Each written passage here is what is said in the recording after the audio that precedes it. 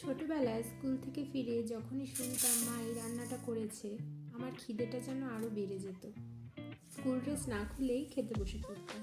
এই রান্নাটা আমার দিদার কাছ থেকে আমার মা শিখেছে, আর আমার মায়ের কাছ থেকে আমি। আমার দিদা তো এটাকে দম ভাত বলতো, তাই আমরাও দম ভাত নামেই জানি। এটার অন্য কোনো নাম যদি তোমাদের জানা থাকে আমাকে অবশ্যই কমেন্টে জানিও। তো যাই হোক, প্রথমেই কিছুটা বাসমতি চাল ভালো করে ধুয়ে জল ঝরিয়ে নিতে হবে। এখানে আমি 300 গ্রাম মতো বাসমতি চাল নিয়েছি, যেহেতু এখানে দুজনের মাপের করছি সেই জন্য।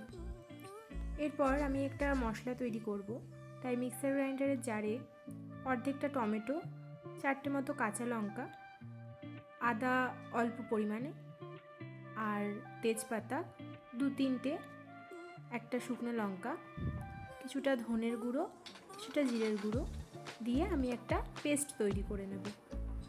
এরপর কড়াইতে কিছুটা তেল দিয়ে, আমি এখানে সর্ষের তেল ব্যবহার করেছি, আপনারা চাইলে সাদা তেলেও করতে পারেন, তবে সর্ষের তেলে ভালো হয়। আমি সর্ষের তেলটা গরম হয়ে গেলে এরপরে কিছুটা বাদাম ভেজে নিয়েছি, তারপরে কেটে রাখা আলুগুলো নুন আর হলুদ দিয়ে ভালো করে ভেজে নেব।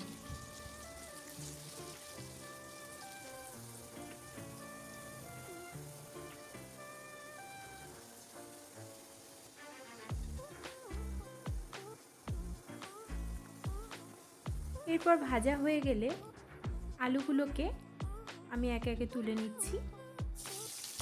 এই রান্নাটা একইভাবে ডিম দিয়ে এবং ইলিশ মাছ দিয়েও করা যায়। শুধু চিংড়ি মাছের জায়গায় ইলিশ মাছটা ভেজে নিতে হবে ভালো করে, আর ডিম যদি দিতে চান তাহলে ডিমটাকে গোটা গোটাও দিতে পারেন বা অর্ধেকটা করেও দিতে পারেন। ভালো করে ভেজে নিতে হবে সেদ্ধ করে। আমি আজকে চিংড়ি মাছ দিয়ে বানাচ্ছি, যেহেতু মাছ খুব একটা বেশি পছন্দ করি না, ওই জন্য অল্প পরিমাণেই দিয়েছি।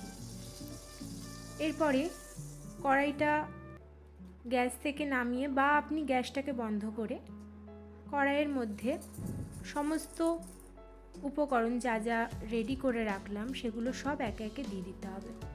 দিয়ে বেশ অনেকটা পরিমাণে কাঁচা তেল দিয়ে হাত দিয়ে ভালো করে মাখতে হবে। এখানে অনেকক্ষণ ধরেই হাত দিয়ে মাখতে হবে, যতক্ষণ না ওই মশলাটা চালের সাথে এবং আলুগুলো সব একসাথে খুব ভালো করে মিশে যায়। এখানে আমার মাখা হয়ে গেছে। এরপরে কিছুটা জল দিয়ে দেবো এর মধ্যে। মিক্সারের যে বাটিটা ছিল সেটা ধুয়েও এর মধ্যে জল দিয়ে দিলাম। জলের মাপটা দিতে হবে যতটা চাল নেবেন তার থেকে কিছুটা বেশি।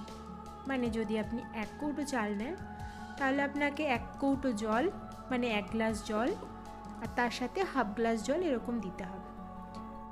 এরপরে ঢেকে ঢেকে রান্না করতে হবে। যদি দেখেন যে তলাটা অল্প ধরে এসছে তাহলে সামান্য জলের ছিটে দিয়ে আবার ঢেকে রাখবেন, আর খুবই অল্প আছে এটা করতে হবে।